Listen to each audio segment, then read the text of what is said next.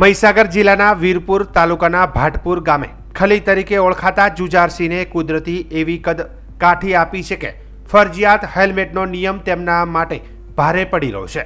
તેનું માથું જ એટલું મોટું છે કે કોઈ હેલ્મેટ તેમાં ફિટ બેસતું નથી। તાજેતરમાં હાઈકોર્ટે ટિપ્પણી કર્યા બાદ રાજ્યભરમાં ટ્રાફિક પોલીસને ટ્રાફિકના નિયમોનું પાલન કરાવવાનું ભાન થઈ છે અને ફરીથી હેલ્મેટ ફરજિયાત કરવામાં આવ્યું છે। જો કે ભાટપુર ગામના પૂર્વ સરપંચ ઈચ્છે તો પણ હેલ્મેટના કાયદાનું પાલન કરી શકે તેમ નથી અને પોલીસ પણ તેમને નિયમોનું પાલન કરવાની ફરજ પાડી શકે તેમ નથી, કારણ કે જુજારસિંહનું તોતિંગનું માથું મુશ્કેલ એ છે કે તેમના માપનું હેલ્મેટ બજારમાં મળતું નથી, જેને લઈને હાલમાં તેઓ મૂંઝવણમાં મુકાયા છે। 4 વખત પોલીસનો દંડ ભરી ચૂકેલા જુજારસિંહ બારૈયા કરે તો શું કરે જેવી પરિસ્થિતિનું નિર્માણ થયું છે। શારીરિક બાધો એ પ્રકારનો છે કે તેઓ ટ્રાફિકના નિયમોનું પાલન કરી શકતા નથી। તેઓની ઊંચાઈ બાધો ફૂટથી વધુને મજબૂત કદાવર બાંધી 6 ફૂટ જેટલી ઊંચાઈ છે, જ્યારે ગામ લોકો ખલી તરીકે બોલાવે છે। મારી સાઈઝનું હેલ્મેટ બનતું જ નથી તો સરકારી નિયમોનું પાલન કેવી રીતે કરવું?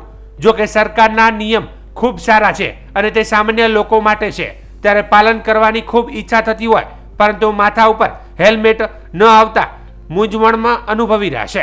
તો બીજી તરફ સરકાર પાસે હાજીજી પણ કરી ચૂક્યા છે કે જ્યાં સુધી મારી સાઈઝનું હેલ્મેટ ન મળે ત્યાં સુધી મને છૂટછાટ આપવા અનુરોધ કરી રહ્યા છે। જુજારસિંહ માટે આ કદ કાઠી એક નહીં અનેક મુશ્કેલીઓ આપી રહી છે, જેમ કે તેમને પોતાની સાઈઝના બૂટ ચપ્પલ તૈયાર મળતા નથી, કપડાં તૈયાર મળતા નથી, ત્યારે કપડાં પણ સીવડાવવા પડે છે અને ચપ્પલ પણ મોચી પાસે બનાવવા પડે છે। કોઈ તૈયાર તેમની સાઈઝના ન મળતા અનેક મુશ્કેલીઓ અનુભવી રહ્યા છે। જી શું કહેશો, માથામાં હેલ્મેટ નથી આવતું, શું સમસ્યા તકલીફ પડતી હોય?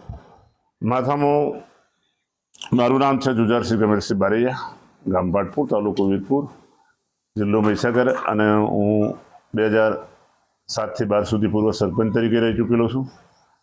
હું બાઇક ચલાવું છું પણ મારા માથામાં હેલ્મેટ નથી આવતું, કારણ કે હું બધી જ જગ્યાએ બધી જ કંપનીનો હેલ્મેટ તપાસ કરી ચૂક્યો પણ મારા માપનું કોઈ હેલ્મેટ આવી શકતું નથી।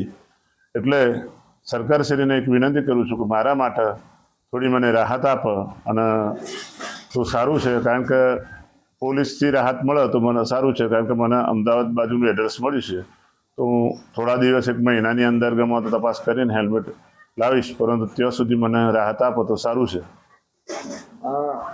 બીજી કઈ કઈ તકલીફો પડતી હોય? મારે કપડાની તકલીફ છે, ચંપલની તકલીફ છે અને મુખ્ય હેલ્મેટની, એટલે મારા માટે બધી જ તકલીફો છે।